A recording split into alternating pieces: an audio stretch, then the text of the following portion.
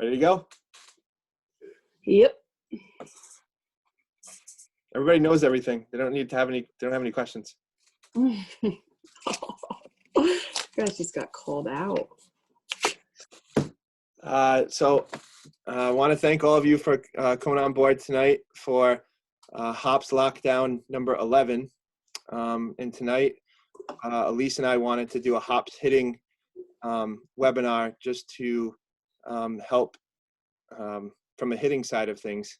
And you have each of us our perspectives, what we do very similarly, which is like 99% the same, and then what we do maybe a little bit different. But we thought that it would be good to get that from a baseball and softball perspective, because one of the things that we made sure to put out there on the Hops hitting account was that baseball and softball players should have almost identical swings, and that's kind of a misnomer out there that they really need to be that much different. And so after meeting and talking a little bit more with Elise this past year since she came into Hops, we've definitely picked each other's brains and kind of learned from each other and developed a very good way, we think, of helping to develop hitting. So I want to, not that too many of you need an introduction, but this is Elise Fortier. So why don't you tell us a little bit about yourself and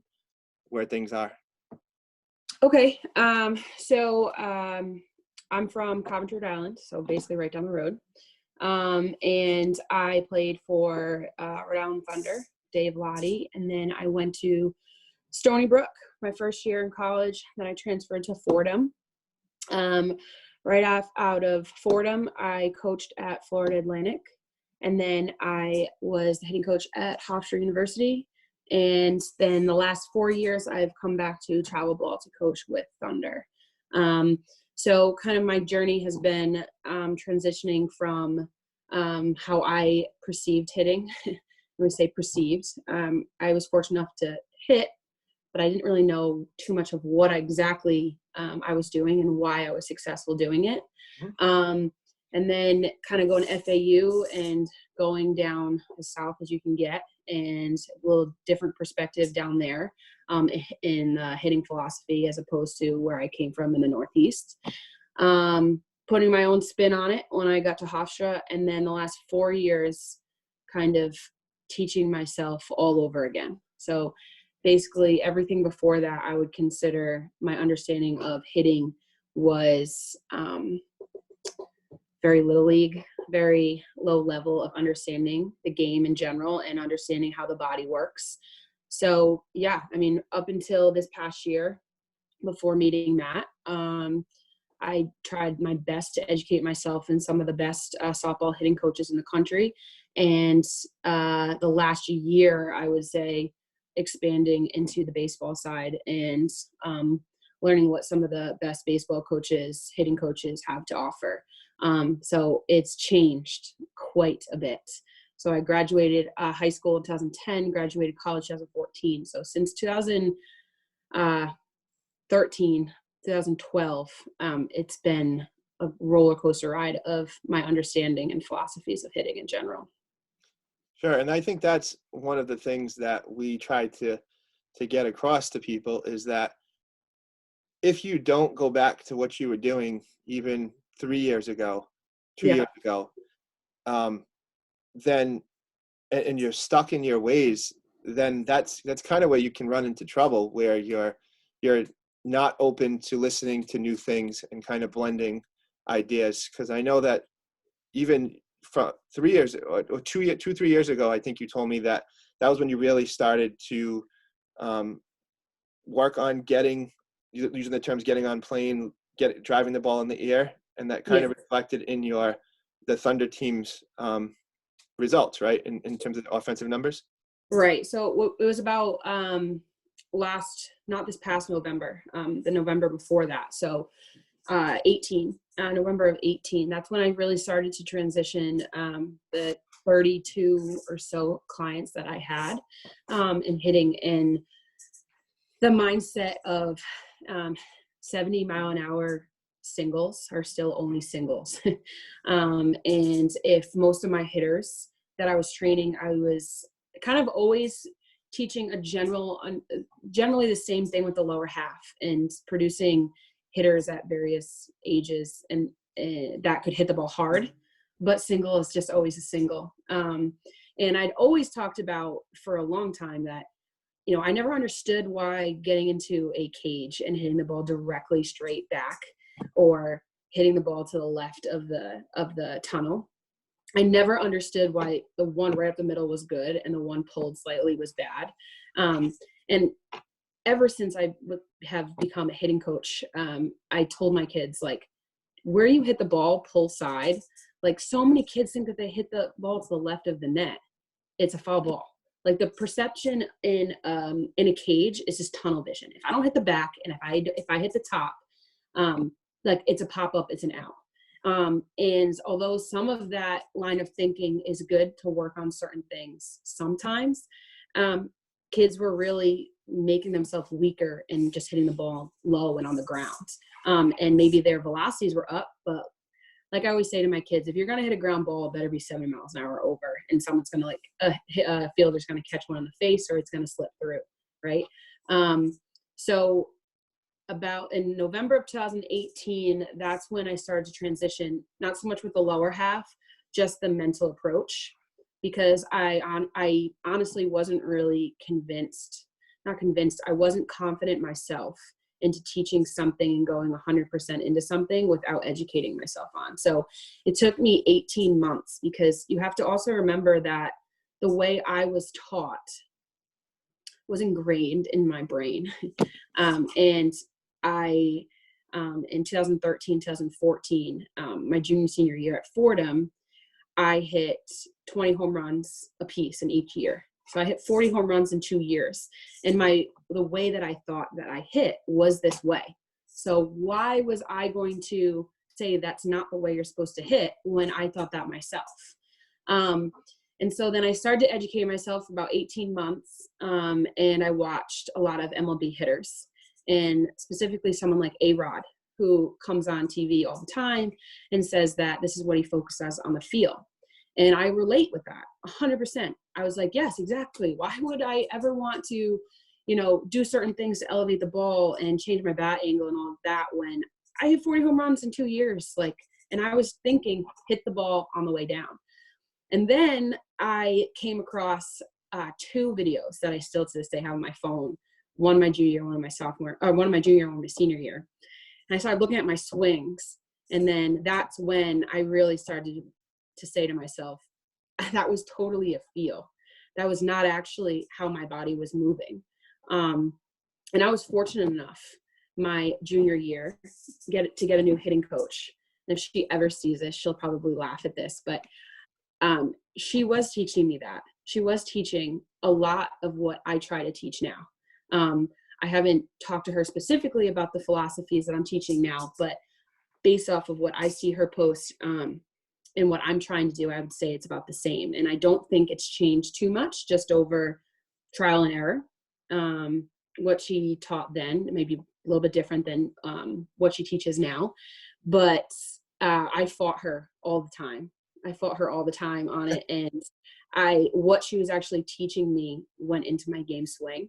And I know that now, but I was hard-headed, and I was taught one way, and I had a lot of respect for her then. I have a ton of respect for her now, but now I don't think what was that, 2014? So, 6 years it took me to fully understand what she was trying to teach me then, that I do now.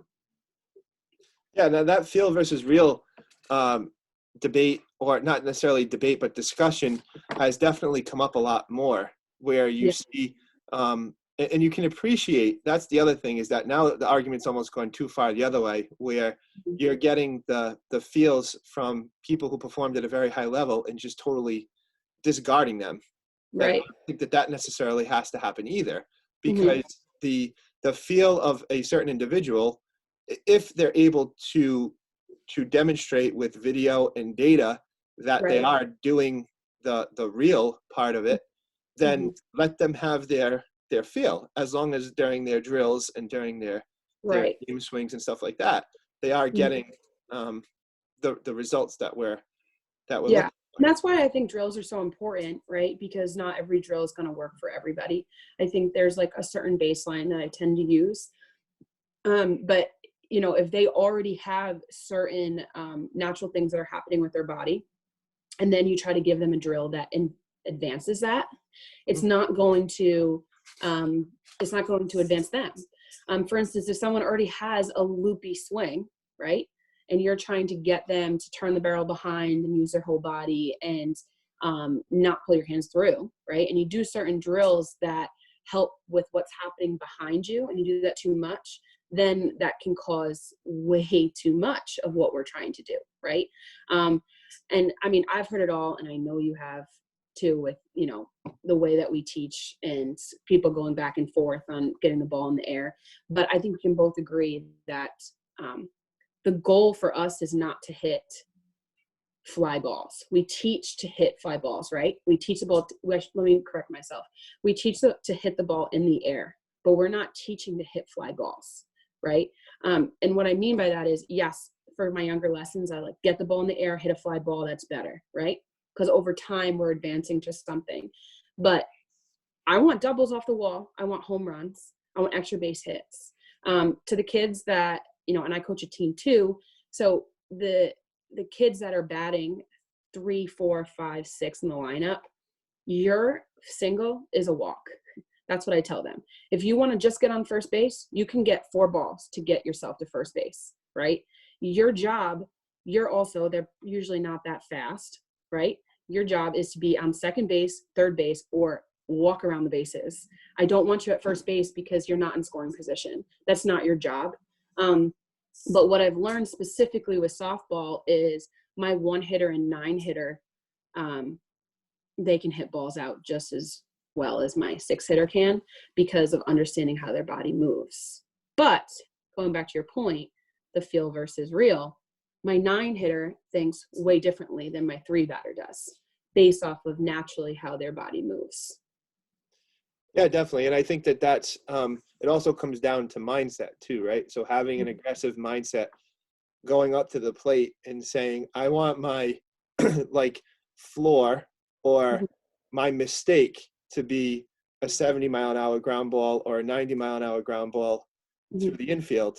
But that's not like when I used to play, it was, you were taught to hit backside or up the middle ground balls, and then you would mistakenly hit a home run.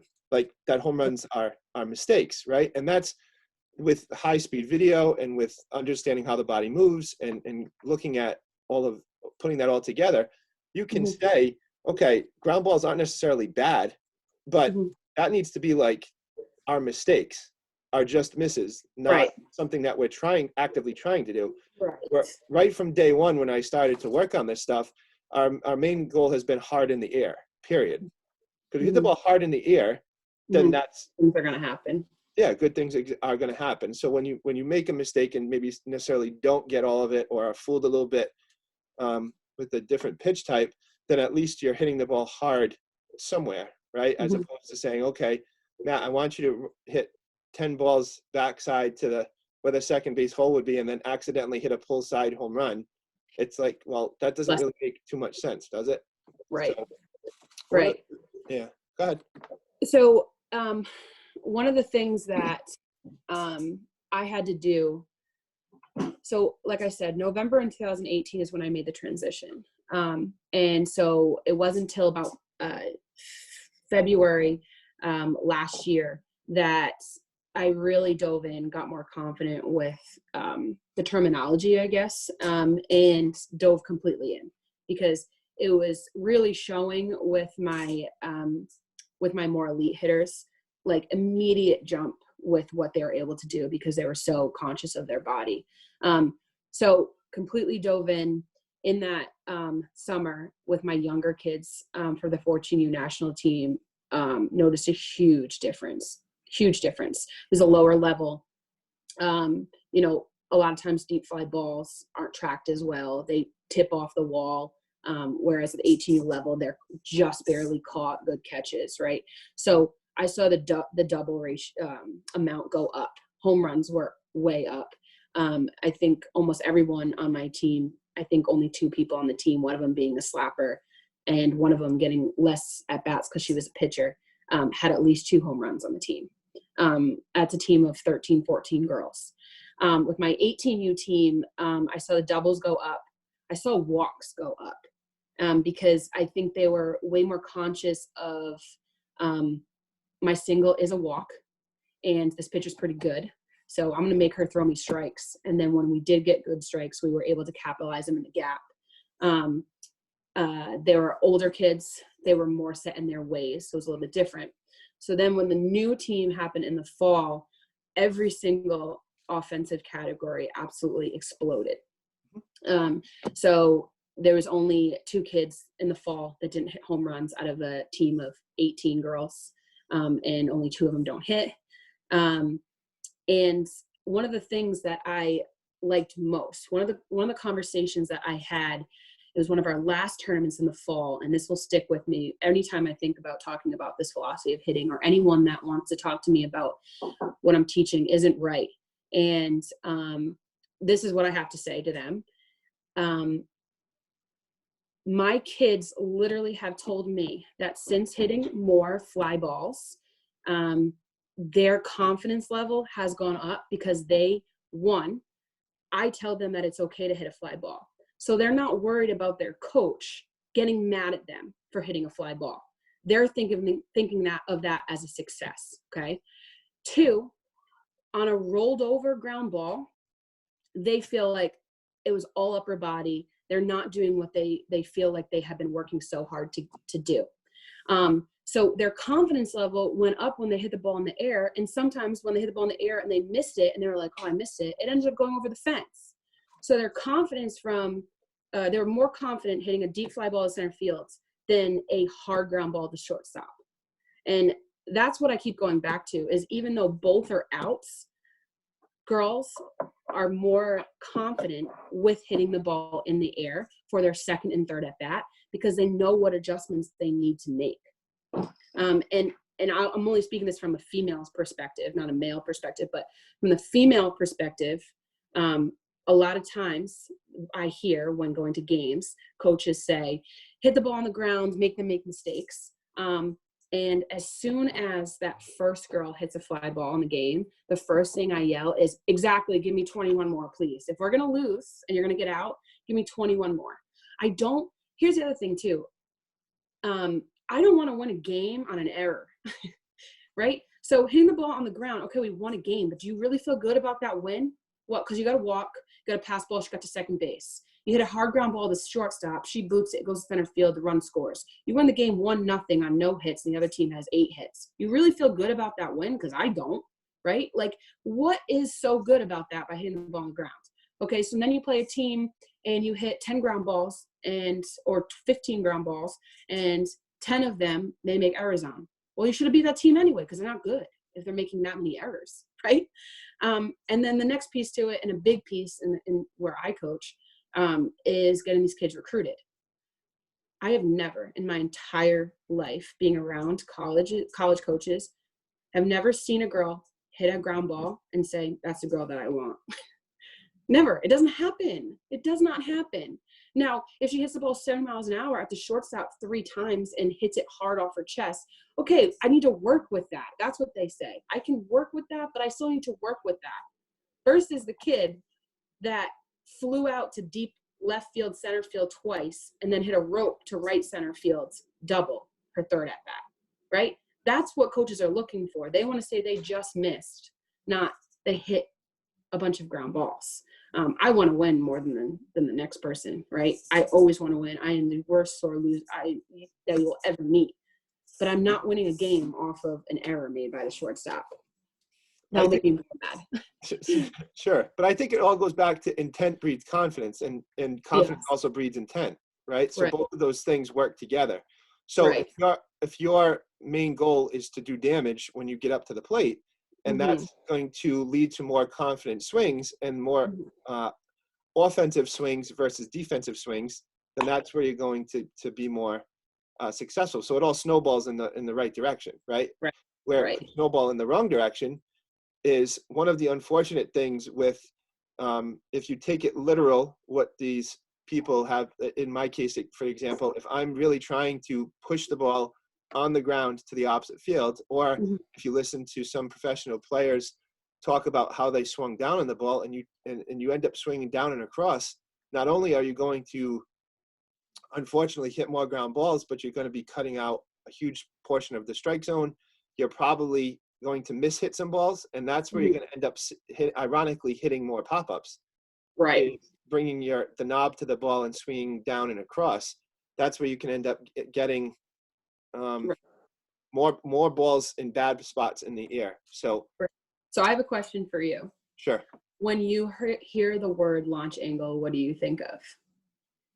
How many people have told me that that we shouldn't be teaching launch angle swings? Okay, so besides outside perspective, the definition of launch angle and actually what it is meant to um, mathematically show, Sure. and not just an expression of a philosophy of a swing. I think when people say, oh, they have a launch angle swing. So I'm sorry, is your launch angle negative? Is a launch angle positive? Which one is it? Launch angle does not mean positive. Launch angle is simply a Yeah, mathematical. launch angle has been around since the start of baseball. It Right. just became a flashy topic for people to Yeah. poke fun of and talk about. But Mhm. technically, the first person that hit a baseball way back when, there was a launch angle with that ball. When you bunt a ball, there's technically a launch angle Right. where it's hopefully going straight down if you're bunting the ball down. So that hopefully has gotten cleared up a little bit better now that it's been discussed Down. more. But that's where sometimes you also need to be careful when you start to hear people talk about launch angle swings and stuff like that, because those people tend to be the ones that don't want to even engage in any sort of conversation about this, and aren't really open, which is one of the things I talked about in the beginning, is when it comes to hitting, you need to be, and you need to be open, you need to be receptive to new ideas and at least acknowledging um, information like that. Right. I think I think that it's a little bit different in the softball world. I think you've told me about 7 years ago when you got the most heat, or you still do to this day, about that. But um, for softball, it's just starting to really pick up in the last year. When I started to educate myself, I think that's when um, other people in softball started to pick up on it as well.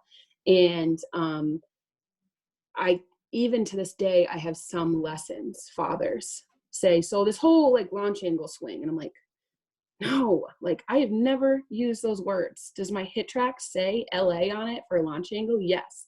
And do I reference it at times? Of course. But it's not a priority. I think that in the hitting world and the hitting, there's many different philosophies. Like you said, we're 99% of the time on the same page, right? But there's still that 1% where it's a little bit different.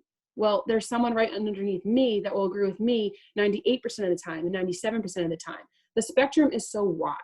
So a lot of times when I go on Twitter and see all these people like fighting against each other, saying different things, um, I sometimes have to watch videos of one extreme and the other extreme. And I have to watch both. Like this one, on the side of like not doesn't agree with getting the ball in the air. Watch that one, then watch the other one, and keep going for like 10 minutes, because what I see is a very similar swing when they show it off of a live batter. I'm not talking about in a drill set. I'm not talking about off a tee. I'm not talking about a major league ball player talking about how they feel. I'm talking about when you show me a swing of a home run, please show me a swing where you actually are swinging down on the ball, right? And so that's the only part that I disagree with. I think that a lot of people to the extreme that don't believe the ball gets in the air, when you actually take the time to say, I respect you as a human being. I respect you as a person. I'm going to listen to what you have to say and I'm going to have a conversation with you. Then what you'll actually find out is they see what you see, but it is going to take them longer to actually understand fully what they see. They're not where you're at. And maybe they'll never be where you're at. But because of where I've come from and where I am now, and the different levels in the softball world that I've tried to teach it, or I've learned it, or whatever. I've learned that the person that thinks way differently than me is really not that far off than what I think. It's just how they're perceived and how they were taught it or how they learned it or whatever it was. It's really not as far off as people think. How it's taught, yes, there's a million different philosophies in which people teach it. But, if you and I were going to have a conversation 5 years ago, I would have, and I know you well enough, we could have had a conversation and actually got somewhere, and agreed on a lot of things and disagreed on a lot of things. But what I see on Twitter sometimes, it bothers me. And I know we all have opinions on it, but it bothers me because as much as I fully believe in what I teach, and I know you do as well, there are many ways that people have to feel. And that's what I always go back to is, do you have a hitter that hits above 300, 350? Do you have a hitter that's getting a lot of home runs and a lot of extra base hits, and they're confident with their swing, and you're teaching them a way I don't like? Well, good for you. You got the most out of them, right? That's what this is about. And especially from the softball perspective, that's getting them recruited is my job. And that's all that I look at to do so. But I will definitely back the way that we teach 100% over. Sure. And I think that I say this a lot, is everybody has a success story, right? You yourself are your own success story from the standpoint that you, despite the fact that you weren't necessarily doing a lot of this stuff, you were successful, right? So that's where it comes down to, if you can learn as much from as many people as possible, keeping in mind the underlying theme of hitting the ball hard in the air, then you can reach a lot more people. You can work with people who maybe in their brain patterning don't understand exactly what you're trying to teach them. Mm-hmm. But if you know a different avenue or a different way to explain it, mm-hmm. then that can work better for that person. And that also ties back into individualizing a little bit with the strength and conditioning side of things, where some people's bodies might not necessarily be able to do exactly what you're trying to teach them to do. So making sure that you're working on assessing the individuals, so that way you know that they have the range of motion in a certain joint or the motor control to be able to move a certain way. Right. And that also helps to kind of reach everyone. Yeah. And that's our goals are, for the most part, is to try to be able to speak to everyone and work with everyone. So that way you're not following the same track of, okay, I'm going to have a third of the people get better, a third of the people stay the same, and a third of the people unfortunately get worse. We can mm-hmm. work with everyone from that well-rounded perspective. Yeah, I mean, 100% without doubt, I was so confident with, even prior to February 1st, I was so confident with where all of my hitters actually were and the progression they were making. And then when a lot of them started to work with you to be actually able to understand why it is, I try to be very good about teaching the why, because I like to think of myself as a player as I had a high IQ, and that's why I was successful, not just because I was good at what I did. I understood why I was supposed to do it, and that helped me get better. So I really pride myself on that and feel. Now, one of the things that I did well before, but realized it wasn't good enough, was I would say, okay, how do you feel? Almost all the time. My problem was I would accept answers like, oh, it felt good. Well, that's not really telling me anything, right? You don't even know the difference between good and bad. You're 13 years old, right? Your body is just doing what it feels. You have no idea what it's like to feel aches and pains and go through certain things in your body. So, so good is not good enough. If it's bad, that's horrible, right? But if you say good, I don't know anything from that. And so, since it was really around February 1st or the last week in January where a lot of my kids were starting to see you. And so it really helped, because obviously with the background of hitting that you had, on top of being able to do it from just a general understanding, like in PT, and understanding how the body moves, my girls were like having a lot of like aha moments, a lot of like clicking moments where it was like, oh, Elise teaches me this. And then you were like, yeah, because of this. Don't you feel it like this? And it was just, everything started to, like I said, the first week in February, we went from, I like your swings are not consistent yet, I expect it to be better, to like 1 or 2 weeks turning a corner of like absolute monster shots, hard hit balls. Kids being able to go from, consistently maybe 64 miles per hour, occasionally getting up to 70, to like consistently being around 69, 70 miles per hour off the bat. So that was the way that I measured it, not the launch angle, not, any other type of number, but just the fact that the ball was coming off the bat so much harder in only 2 weeks from the understanding of how your body moves. What do you think was the biggest one that really started to help them click in that way? Hinging, 100%. 100% hinging. I think that once you understand how to properly move a bar when you're deadlifting, even if you've never picked up a bat before, if you know how to deadlift and you're good at deadlifting and you move it the proper way, not even for good amount of weight, just to move it well, I can teach you how to hit in 2 weeks and be okay. Like that's what really took kids to the next level, because they would say to me, nope, I didn't hinge right. And, I'm sure this is the same for baseball, but in your experience, do you think that the number one question or the number one concern with parents is timing, right? Oh, your timing was just off, right? And so I actually had a parent the other day who is new to our team, and I'm just started hitting with her via Zoom, which is hard, so hard, especially when you have no understanding of the way your body moves and you're young and a baby giraffe and have so much ahead of you, but have no idea how your body's supposed to move. And she was like, are we going to be behind because we don't have high school and we don't have timing? And I just explained very quickly, if you hinge properly, you won't have an issue with timing. That's it. It's that simple.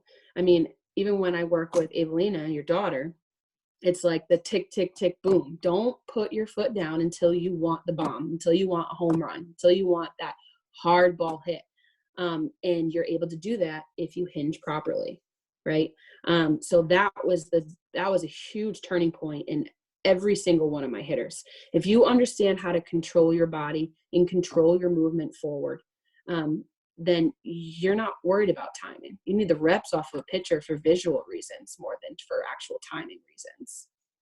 Yeah, and that goes back to, here's where you can kind of tie in maybe an older school cue of you need to use your legs, right? That's where that cue came from. You need to use your legs when you hit or throw. Well, right.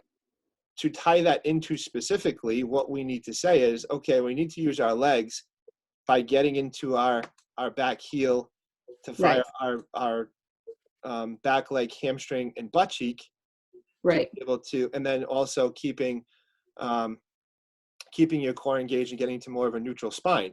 So that's a very specific way of saying use your legs when you hit, because if you don't do those things, then you start to snowball into a cascade of events where any sort of things can happen, right? Mm-hmm. So that was one of the first things that you can control as a hitter is, how am I getting into that back hip, and how does that feel in my back heel and back butt cheek and back hamstring? Right. So I am the queen for pet peeves. I have a ton of them.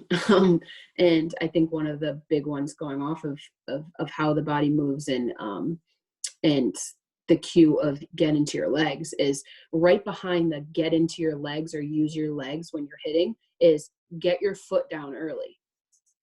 It's impossible to get into your legs and get your foot down early consistently for good power. Like, I understand, okay, so you got an off-speed pitch to work with. Obviously, your foot's going to land. But, without going into too much detail on what actually happens on a case-to-case basis with hitters, there's a reason why off-speed pitches have a tendency not to be as hard hit, right? Because you are on your front side early.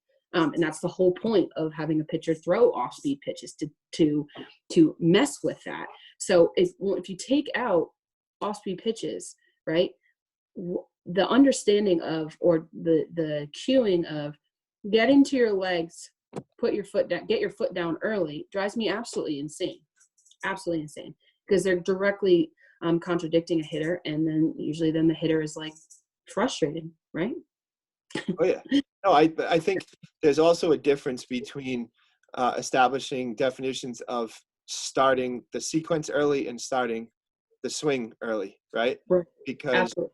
yeah, if we're starting our sequences early, which is what we need to do, then that is just getting our bodies moving, getting the foot in the air, and allowing us to have the adjustability to identify pitch location and pitch type when we're swinging. When we don't start early, that is another thing that you can control. But when we don't start early, that's when it can also lead to a whole slew of bad things in the swing, right? Right. So things that we can control as hitters right off the top are starting early Mm-hmm. and also making sure that we hinge properly into our back hip.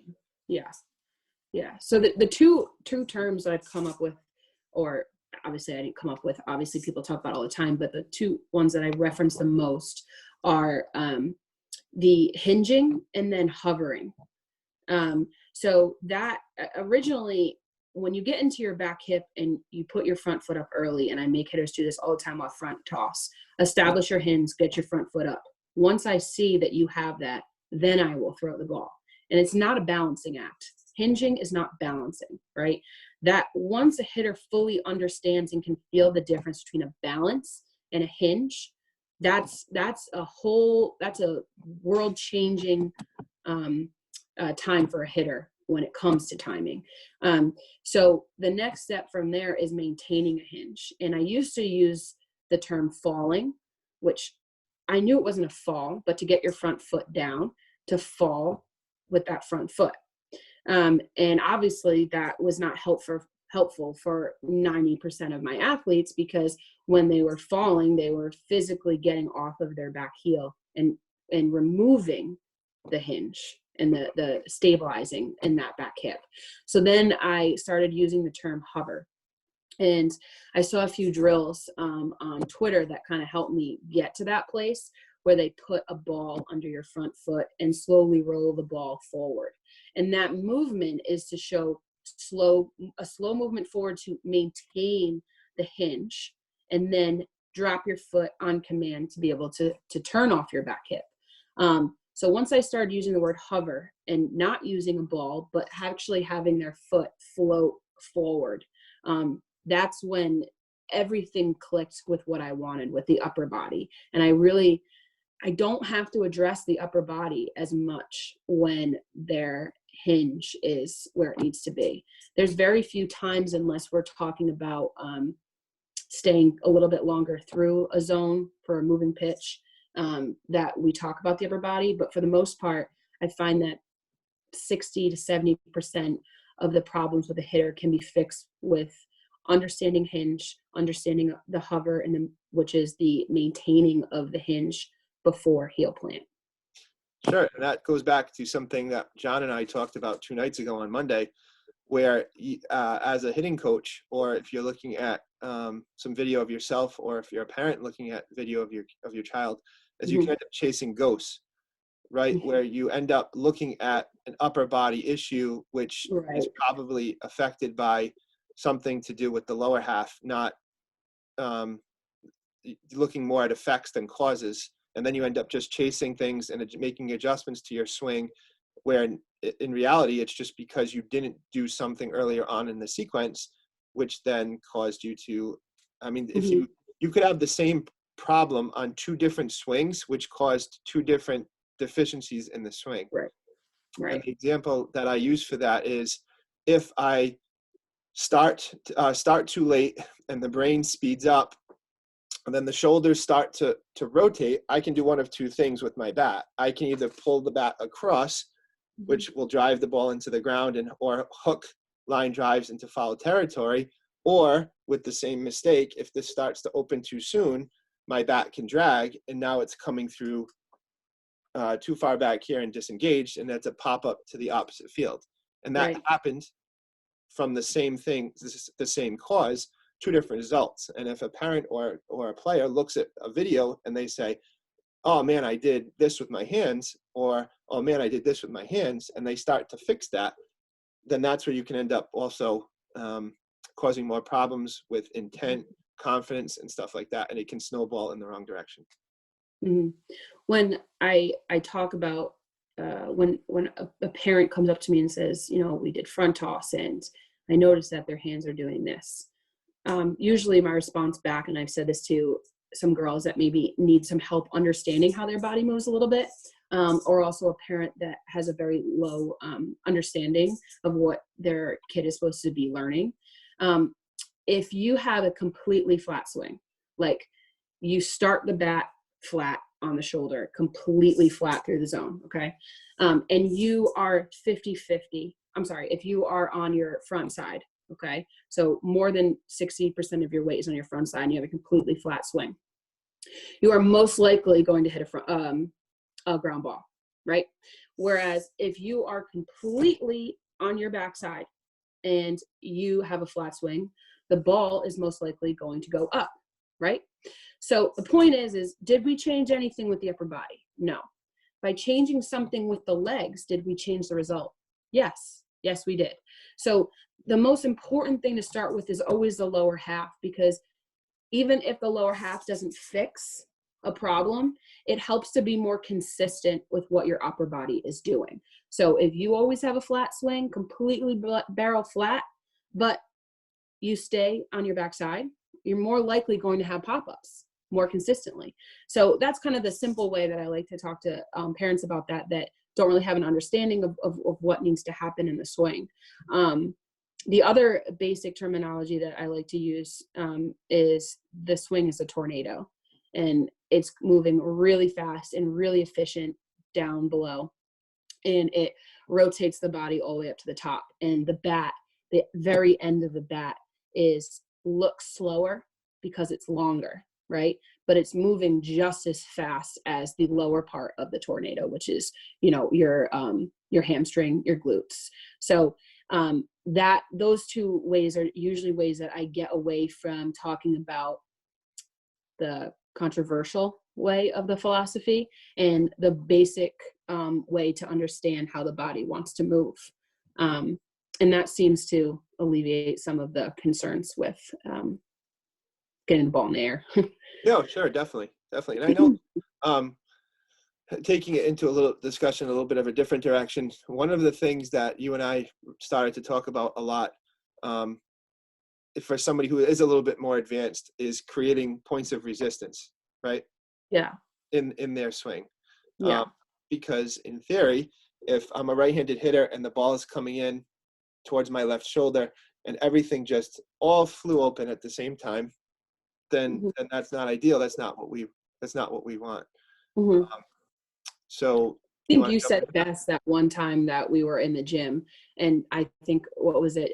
John and Kiara, and there was someone else in there. And that's when we were really talking about, you had brought it up to me, and then I was like, okay, yeah. 3 points of resistance. Right. And then 24 hours later, I texted you some stuff that I found on Twitter and some other visuals of my hitters. And I was like, 3 points resistance. You were like, yeah. And then I came in like 48 hours later and I was like, so 3 points of resistance. And you were like, I was talking about that 2 days ago. Like, what? So, yeah, I think about that a lot, because I think going back to having different points, having different philosophies, what I go back to most is, if you have those 3 points of resistance, I don't really, and hinging, I really don't, and which is the first point of resistance, those are the most important things. It doesn't matter where you start your hands. It doesn't matter all this extra stuff that you do. If you have 3 points of resistance, and sometimes it looks weird. I mean, look at some of the guys in MLB, like my favorite one to talk about is Bellinger. He looks like a statue just standing there, and all of a sudden he's in the perfect stretch position and 3 very good points of resistance to have a very efficient swing in all parts of the zone to all fields. Right. So I think that, it doesn't really matter where you start. If you have those 3 points of resistance, I think that, like, I'll give you another example. I go to high school games in Rhode Island, and the level of play is fairly low. And, you see a kid that has a certain type of swing, okay, hit a home run.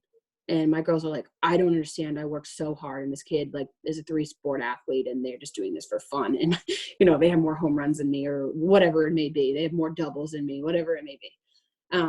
And I have to explain to them, besides the competition and besides the ball coming in, they do a very good job of holding 3 points of resistance. It doesn't have to look pretty. Their body is moving in an efficient way. And sometimes the girls that I work with have played for so long and had so many different hitting coaches. It took away from their natural ability and what their body actually wanted to do, right? And a lot of those hitting coaches, I mean, they were me a while ago. That was me, where I was trying to get the most out of them, but what their body naturally did was why they were going to be effective. Like taking the slack out of a swing, doing certain things that, you can talk about this more because, I'm not as educated in obviously, but just the flexibility, stability, that point of view. And sometimes removing something from someone isn't better. Like one of my kids, Ava Venturilli, for like literally a year, I wanted to get her back foot to just be straight. And she constantly was pointing it towards the catcher until you had a conversation. If you want to talk about that a little bit, because you understand a little bit better than I do on why that is. So she lacked internal rotation in her back hip, right? Mm-hmm. Yeah. That we talked about? Yeah. Yeah. So she lacked internal rotation of her back hip. So when she went to try to load into her back hip, by keeping her foot pointed towards the left-handed hitter's batter's box, it was actually causing like an impingement type situation in her back hip, which would then cause her body to not want to move efficiently. It would not allow her to use her glute or her hamstring.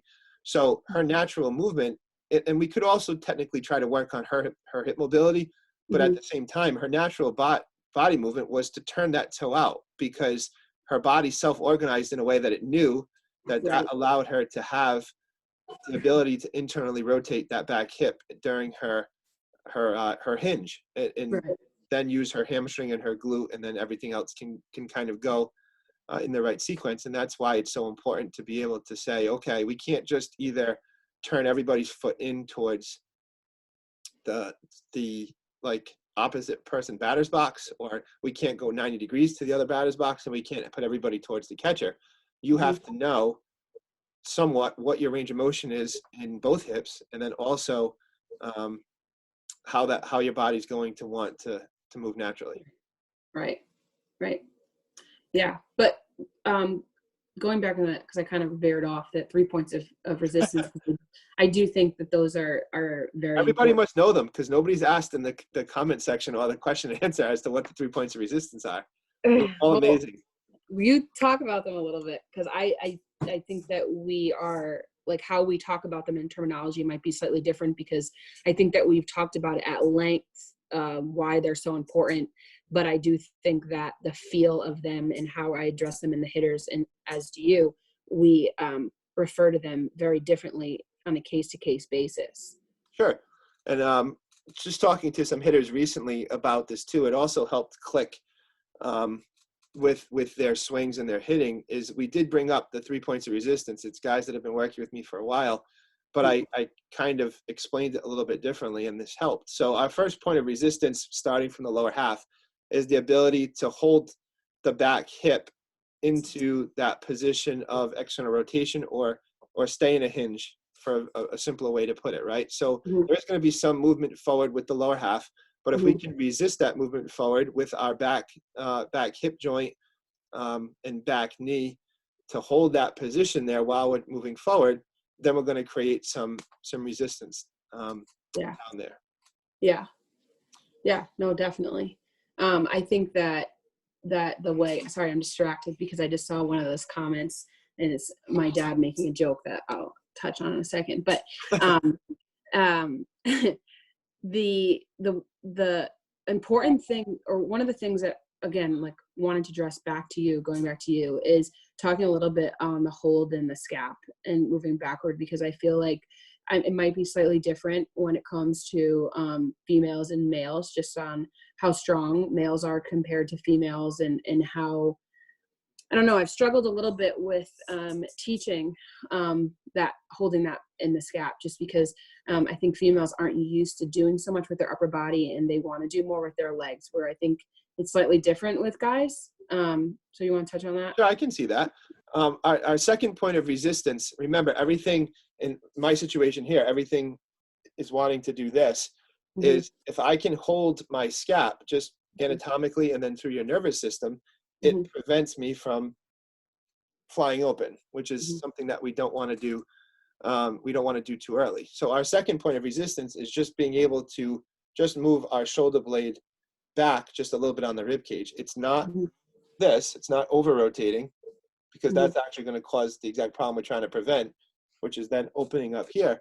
But just having the perception of being able to hold the scap back this way a little bit. And I also think that that's where the old school term of bringing your hands back, and unfortunately it turned into this with a lot of coaching cues and stuff like that. Like that's what you tend to hear is just bring your hands back, but it's in reality, it's just somebody in this position, and then they're just holding that Right. into that position. I also think that helps, and this is what I was going to get to in a second. I don't know if you wanted to jump in there first before I move on. No, keep going.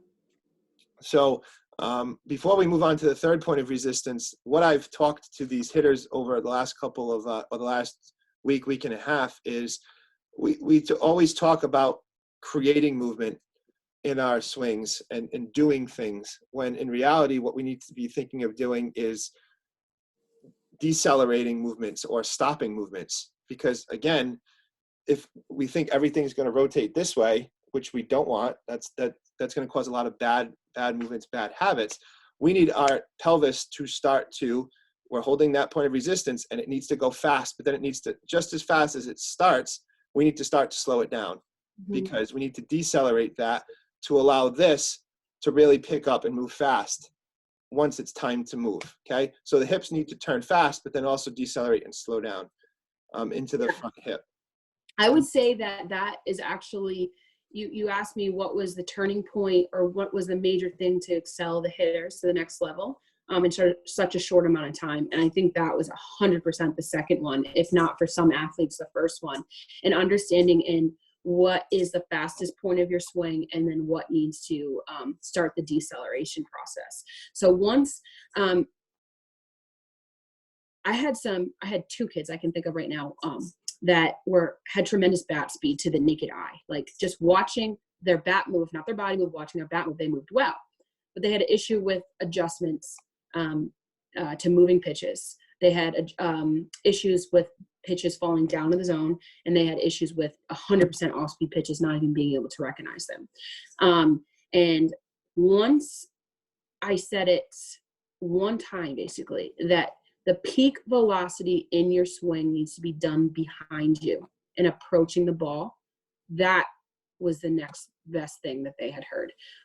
So one of the cues that I use, and I think about maybe 2% of my athletes I have to not say this to, because like I said, we both are in agreement that every hitter is a little bit different in how you cue them. But if you are thinking that the peak velocity in your swing and the most amount of movement or build up in momentum and strength that you're doing is approaching the ball, and the minute that you hit the ball begins the deceleration process, even if it's not actually what happens, if the thought process is as hard as you can to contact and then relax through contact, then you're not worried about building speed off. And the two kids I'm thinking about that had issues with those types of pitches were the same kids that were more likely to roll over, get jammed, and pull the ball down on the ground. So once they understand the opposite, they were hitting the ball a lot more back up the middle, because they did have good timing. They just didn't understand the deceleration. And there was a lot less head movement. So it helps in a lot of other areas as well. But yeah, that's a big thing. I mean, I wouldn't say that I talk too much about slowing down the hip, but just thinking about the end of the bat like a hammer, and how that needs to be swung around you as fast or behind you as fast as possible, to get to that nail. And then after that, that's when you slow down. That was a huge turning point as well. Sure. And that's what's going to allow your pelvis moving very fast, and that moving really, really fast, and then it's also starting to slow down, is going to allow the upper half, which we don't really want to do too much, Right. create an elastic effect. So then this starts to go really fast, and then this slows down. And now we've stacked two things on top of each other. And then the third point of resistance is your top hand resisting the pull of this going through too early, right? Because we need this hand to allow ourselves to create depth in the swing. So we're going this way. Okay. So that's going to help create what you were talking about, is that bat speed back here, where I can even think of myself in the on deck circle or swinging and hearing a whoosh out in front and be like, oh yeah, that's awesome. That's great. I hear whooshes way out here. Yeah. And it's like, could not be more wrong, because we want to accelerate our bats as fast as we can into the strike zone and accelerate behind, and then just beat the ball to the spot once we get that bat going, as opposed to accelerating out in front. Now you're accelerating out of the strike zone versus accelerating into the strike zone, and then being able to just adjust on pitch location and pitch type. Yeah. So for the 3 points of resistance being the hinge and your scap in your hand, I think one of the other things that, and I agree with this 100%, but how I approach it with the hitters is actually talking about resistance more in their core.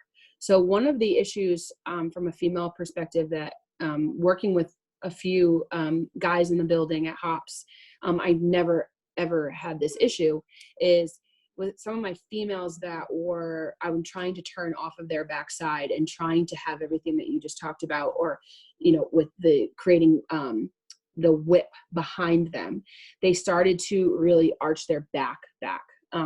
Now, it happened for two reasons. One, not proper hinging, driving the knee down, which causes them to push off their back toe and load their quad rather than it being in their hamstring. So then that put the pressure. Once the knee went down to the ground, their back was forced to go backward. Even if you weren't in a hitting position, if you put your feet right under your shoulders and drive your knee down and turn your hips, immediately your back is going to go backwards. So once I established that that wasn't the problem, the next thing was core ability. And all of my kids that came in to see you, the number one thing that they needed to focus, I wouldn't say the number one thing, but it was the top 3 things on their list that they needed to work on was core stability. So when I talk about the 3 resistance points, I actually include that one. And it's not that I believe that it's a resistance point. It's just when I want them to feel like they're in that hover point of their swing, when they are maintaining their hinge as their front foot comes down, and they begin their turn in their hamstring and their glute. Right after that feeling, I want them to engage a tight core. And that helps them to get to a center line, what did you said earlier, a stable spine position. What did you call it earlier? You're going to put me on the spot? Yeah. So you in what, neutral spine? Yeah, neutral spine. It helped them to get to that position rather than being in a position where they were feeling it in their heel to their hamstring, to their glute, and now to their lower back. And so a lot of the kids, a lot of girls in softball have lower back pain.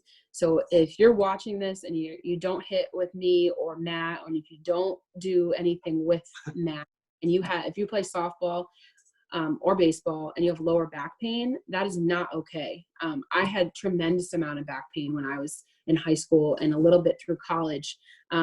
It's no coincidence that when I was a better hitter, I didn't have back pain, right? And also I played a lot of third base growing up, and I was in a lower hinge position while fielding and too low, now that I know. So it was a lot of, if you're deadlifting and you have back pain, that's bad. If you're hitting and you have back pain, that's bad. There's a reason why they are the same, and that comes from a proper hinge position. So yeah, I would think that I have added a little bit to that point of resistance and adding core for females in particular, because I think that females tend to use their butt and their back way more than using their core. Sure. And that ties back into a lot of what I just said. where you're actually, that's what's going to decelerate your pelvis is your core, right? Yeah. So if you're firing your hips and then engaging your core, you're decelerating your pelvis to then allow your rib cage to really start to pick up speed. Right. So see, that's where Elise and I are saying the same thing, but maybe using different terminology. Right. And there are going to, and that's why it's good to know both, because there are going to be a certain hitter that will appreciate hearing what I said, and really they can visualize and understand the kinematics of that. But then there's going to be someone else who at least may say, just engage your core and stop using your low back. And then both the people will end up getting it. But if I just tried to explain that to someone and they didn't really want to learn it that way, they would tell me to stop being an idiot and just be simple, right? Or the vice versa. You might have someone who can't engage their core and they need to visually hear the terms of why is that happening? And that hitter will tend to feel a little bit better. Yeah.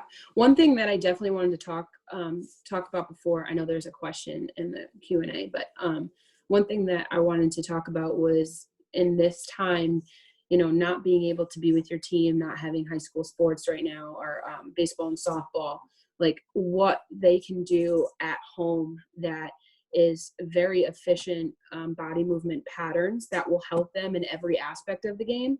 So obviously for hitting, I give them certain drills, and defense, there's certain videos I'll have them watch to help them with their glove work, right?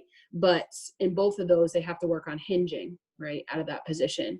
And there is definitely a correlation between throwing and fielding and 100% hitting.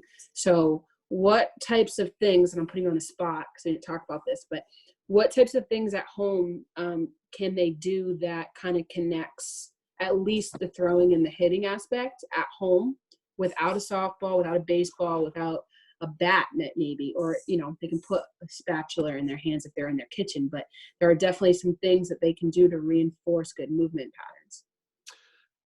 I'd say that everybody has some sort of stick or broom or something like that. So reinforcing, starting at the most basic level, just working on hinging properly, right? So if you stand about a foot to 2 feet away from a wall and you put that stick along from your low back all the way up to your head, and you maintain that position up against that stick, and then you push your butt back to touch the wall, then you're probably getting into a good hinge position, as long as you're moving through your heels and you feel it, the tension in your hamstring, your butt cheeks, and your core. So I would say starting there, just to do something very simple of engaging those right movements. Then what you could do is practice those movements and then step away from the wall and take 1 to 2 steps away, and then holding that position, put your bat either like a normal, like you tend to see people put it back here or something like that,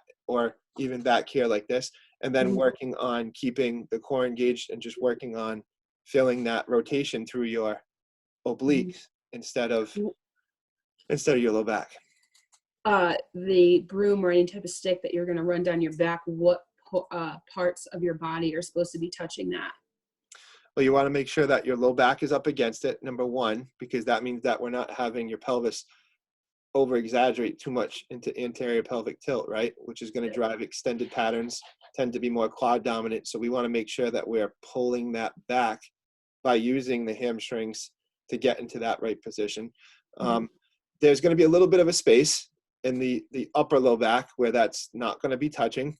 But then we want to also make sure that it's through the shoulder blades and then touching the back of the head, because we don't want the head to go up, and we also don't want the head to go too far down.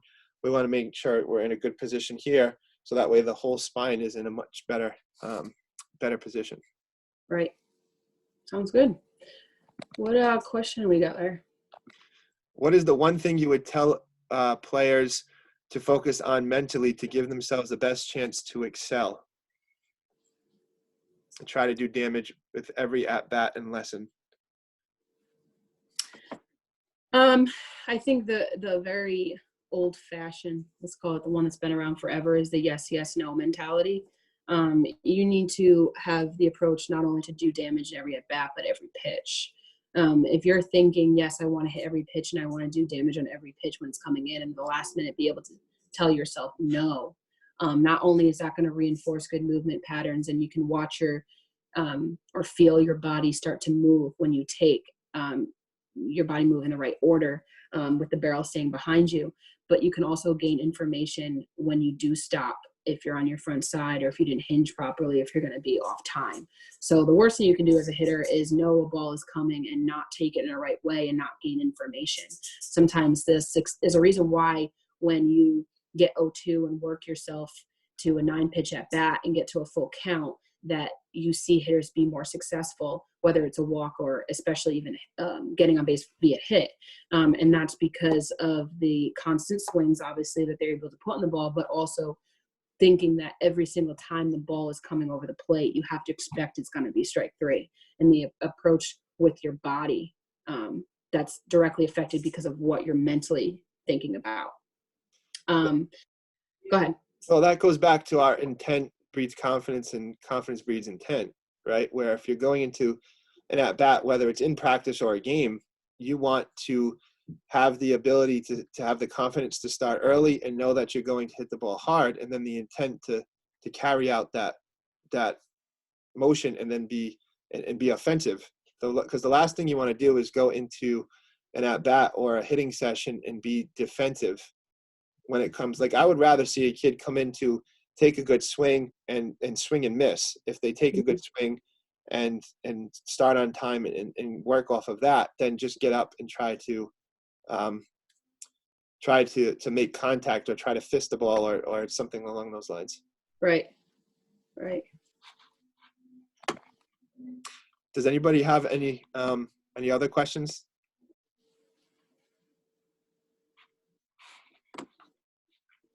If you don't, that's fine. But no, it's not. Okay. I see a bunch of my kids on here. They better ask a question. What about the question from your dad? Sweet.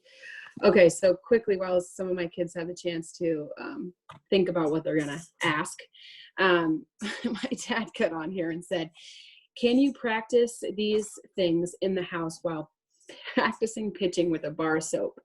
So, funny story, I have no idea how old I was, but I was in the phase of loving to pitch. I pitched all the way through high school, for Coventry High School.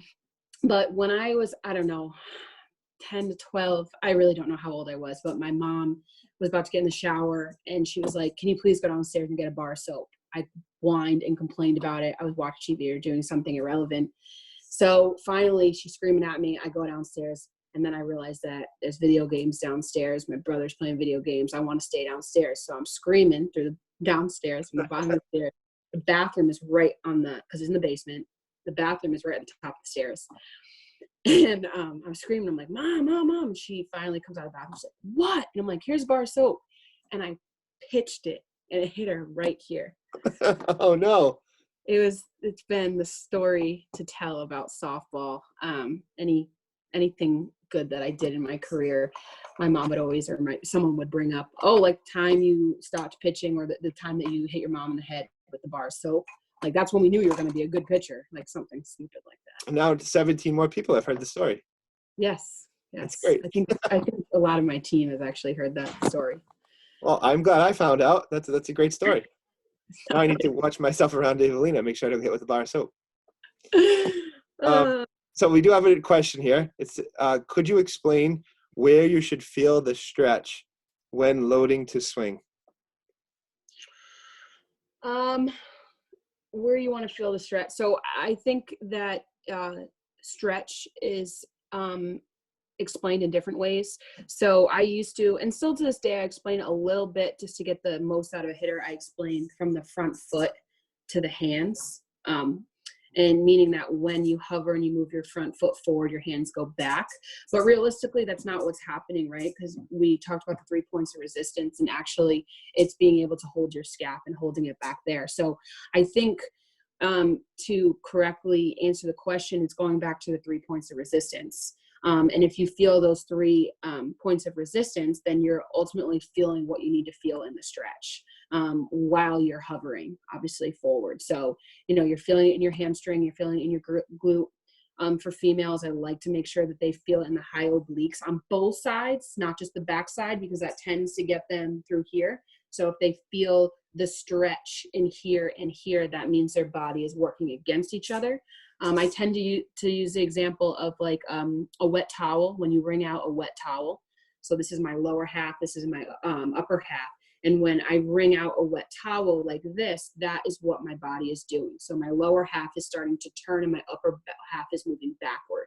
So that's why I like to reference in here. But again, I think that's a lot more of a feel than what's actually happening. So 3 points of resistance, feeling in both sides of the high obliques is where I would stay focused. I just believe that if you can feel something in your swing, multiple things in your swing at the same time, you are going to be an elite hitter, because half the time kids don't understand how to feel or what they feel or if it's important or not. So being able to feel multiple parts of your body while swinging, obviously not in game, there's a lot of adrenaline there and whatnot, but being able to feel multiple parts, you will be an elite hitter as long as you have the mental ability to be able to do so. That was a great answer. I kind of piggybacking on the ability to hold that back hip without tipping over backwards and feeling it in your core at the time that you described it is very important, because when you are pulling that scat back, which is, you have some people that say that stretch needs to be in the back shoulder blade, or which I can kind of agree with, but it ties more into the fact that if you're able to hold the back hip and feel it in your core, then you're pretty much set. And that's where you should feel that, right, that stretch right, position. right. So there's one more. I'll let you answer this one. Is there a difference between having core stability and having core strength / muscle? So when I get this question, or during people's assessments, the big thing that we talk about is just the anatomy of your core muscles. And everybody talks about having a six-pack or wanting to have a six-pack. And that's your rectus abdominis. And that's that muscle that's like that down the center of your stomach. The actual attachment of your rectus abdominis to your pelvis is like that big. And so what we really want to be able to use are our obliques, because they attach from your rib cage to your pelvis and they look like that. So you have your external obliques, and then your internal obliques are underneath them, and they form like a crisscross pattern. So when you talk about having core stability, what we want to be able to do is have your ribs and your pelvis work on top of each other. So that way, when people tend to come in, they're in a little bit of a position where their ribs are up and their pelvis is tipped back. And that would be like anterior pelvic tilt and a rib flare.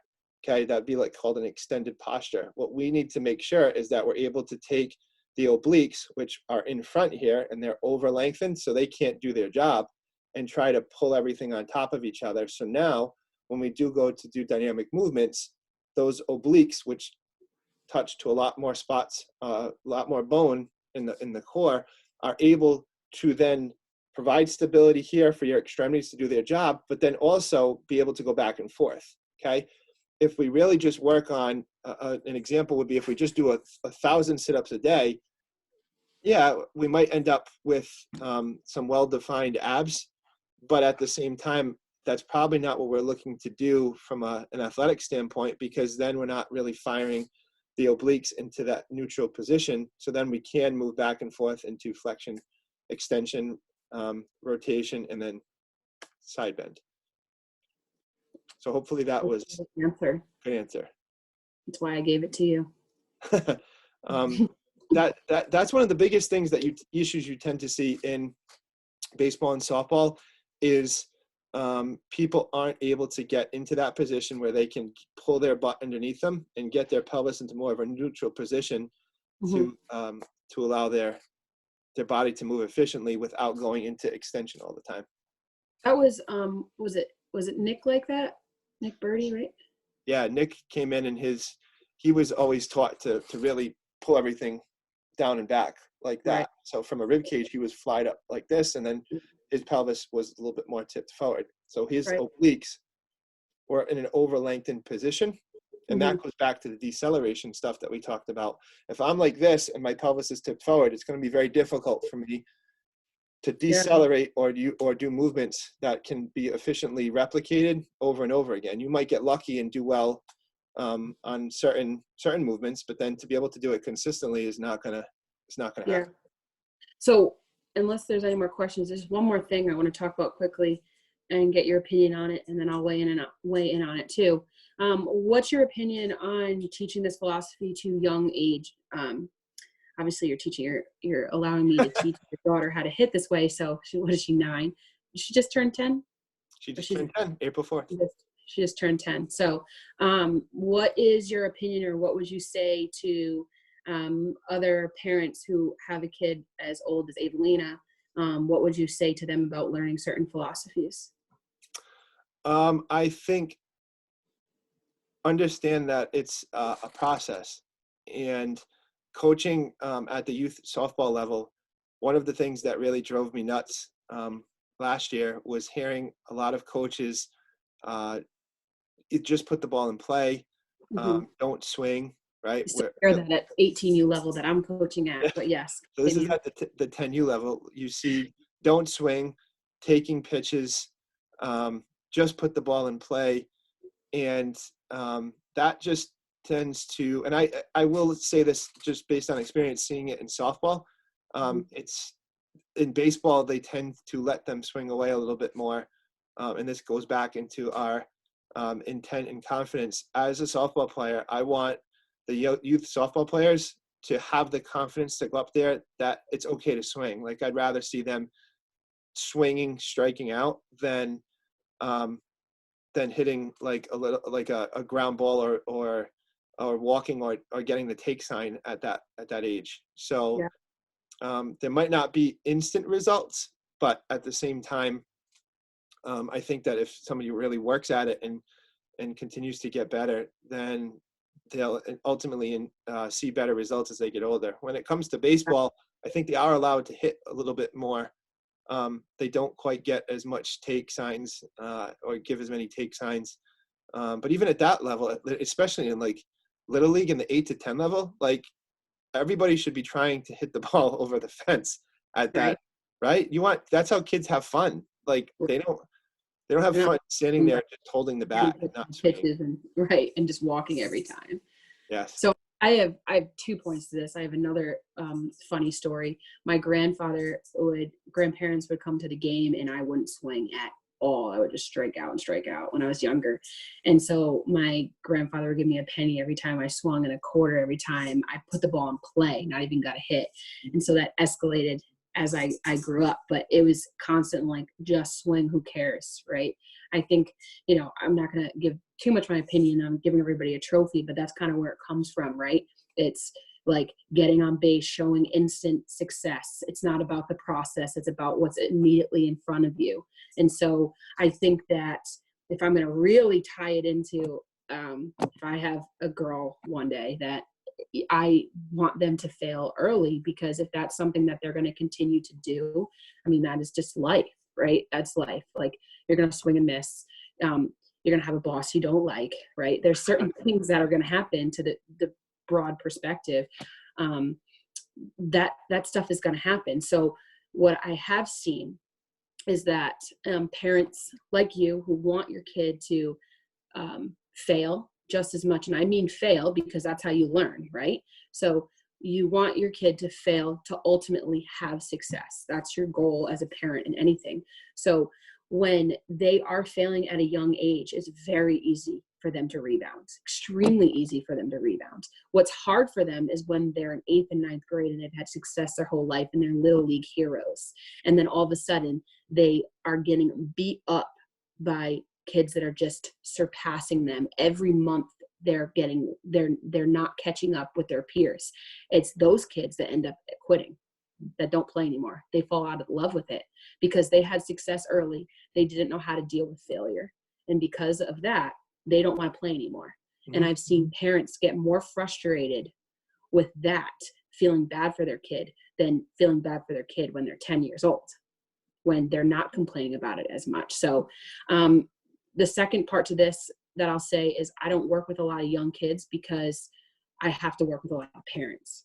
And so it's hard for me to get that through to them because I really, and this is why I told you this right from the beginning, I'll work with your kid, but here's the deal. We're going to do it this way. We're doing it this way. Right.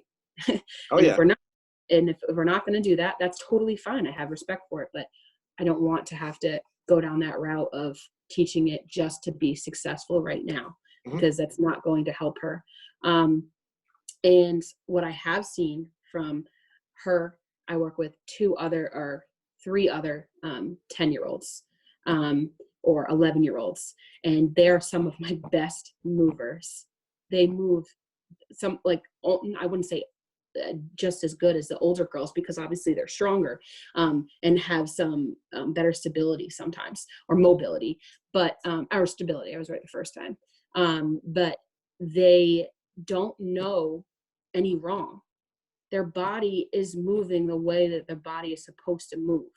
So I stole this story from someone, but like when a baby first learns how to walk, the first thing they're going to do is learn how to crawl. And that's because they're in the perfect position to get themselves into a squat to stand up. And a baby can squat better than a lot of older kids or a lot of adults, because their body is moving the way that it's made to move. But over time, behavioral learned things change that. Human error changes that. And because of that, then it's not as efficient mover. So I think that my 3 10-year-olds move that way the best because of that. And they haven't had anyone tell them to do something else, right? Just allowing it to self-organize. Right. Having the body self-organize the way that it's efficiently supposed to move is sometimes the best way to go. Yeah, 100%. So Elise, thank you very much for coming on and doing this. Thank you. It was a lot fun. of fun. Yeah, it definitely was. And if anybody in any of the attendees have any questions, you'll all know how to reach out to us. And we're pretty much open books, probably to a fault, but at the same time, we enjoy talking, hitting, and working with hitters, and also at the same time helping teach kids. Yeah, 100%. I'm here to answer any questions. I love talking about it. It'll be probably harder to shut me up. Unless you're mad and I ignore them through text messages. All right. Thanks, Elise. Thanks, All everyone. right, have a good one. Stay healthy, everyone. Bye-bye.